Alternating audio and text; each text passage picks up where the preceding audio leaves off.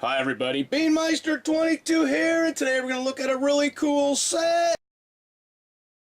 Today we're going to look at the MegaBloks Assassin's Creed Gunboat Takeover. Ages 14 and up, 580 pieces, set number 94308, and like all the Assassin's Creed sets, this is plumb full of minifigs. That's right, you get a bunch of minifigs with this set.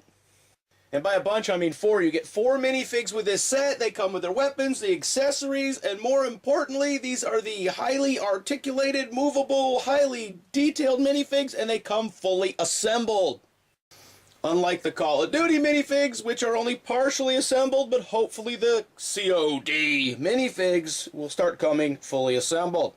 Now, this is my 4th of these Assassin's Creed sets. I think I've only showed you 1 or 2 of them so far, and I wasn't going to get this one because this was like $44.99.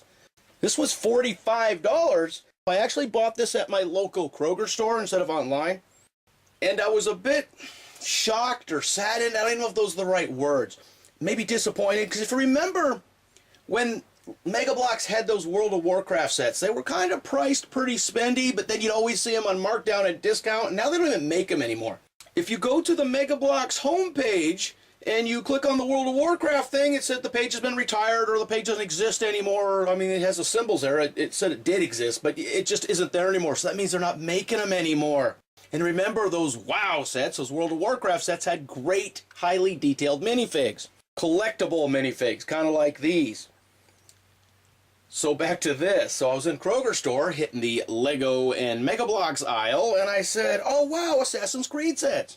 Because the Assassin's Creed sets, they are heavy with minifigs. Small set, like $11, could have anywhere from 2 to 5 minifigs. It's great.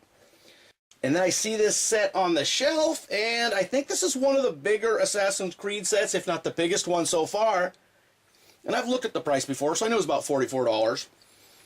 But now it was 40% off, and I had already decided I wasn't going to buy it, but at 40% off, I'm doing the math really quick in my head. Beep, beep, beep, beep, beep, beep, beep, beep. $26.99. I have to buy it.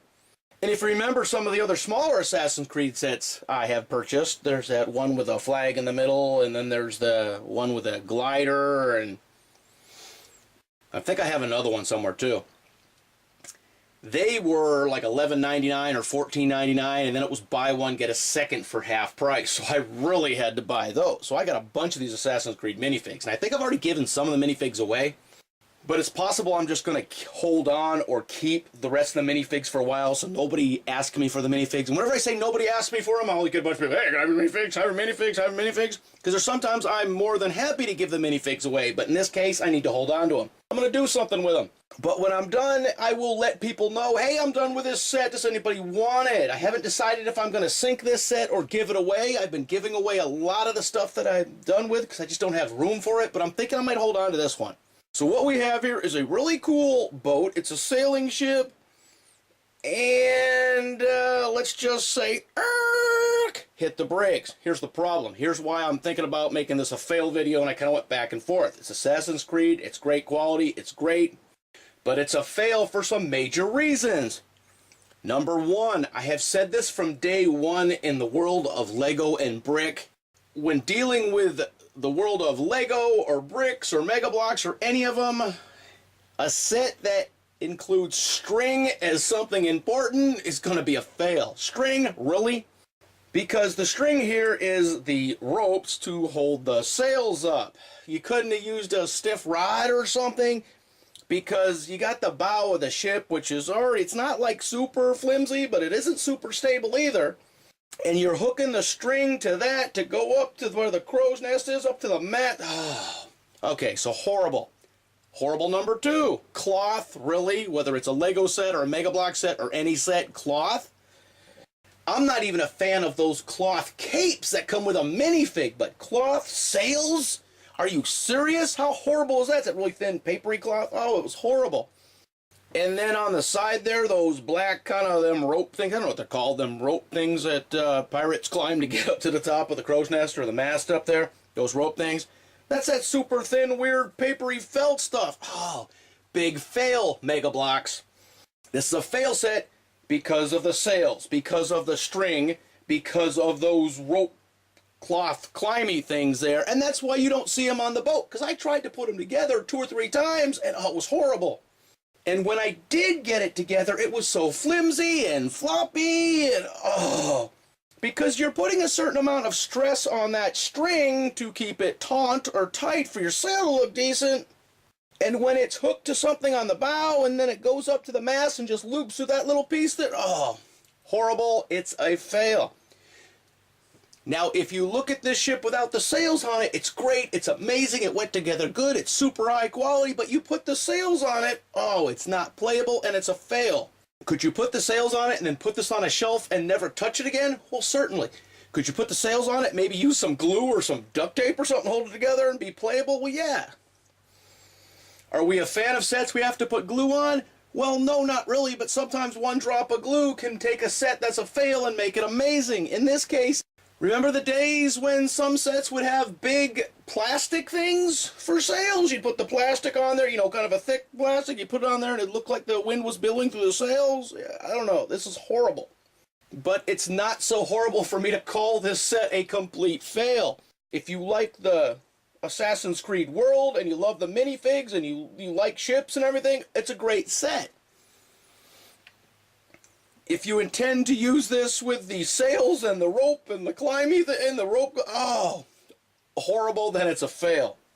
So you guys can see how I'm torn here. I'm just weighing it back and forth. Is it a fail set or not a fail set? For $44.99, which is $45, yes, it's a fail. For $26.99, it's not a fail. Buy it, build it, just get rid of those sails, get rid of the string and the other stuff. You don't need it and have a great time playing with it. I currently see this on Amazon for $42.43. So for $42.50, is this a fail? Well, yeah, I'm going to have to say it is. Now, some of you might love these things with intricate, with string and cloth and everything. I don't. And if you remember, if you've been with me for a while, if you remember, I can ask you this. What was the first time I complained about string of being really stupid in a Lego set? Dun, dun, dun, dun, dun. I'll just tell you the answer, okay, instead of making you think. Was the Lego Death Star. You had an amazing, really cool Lego set. It was big, it was expensive. Expensive, it was $400, $399.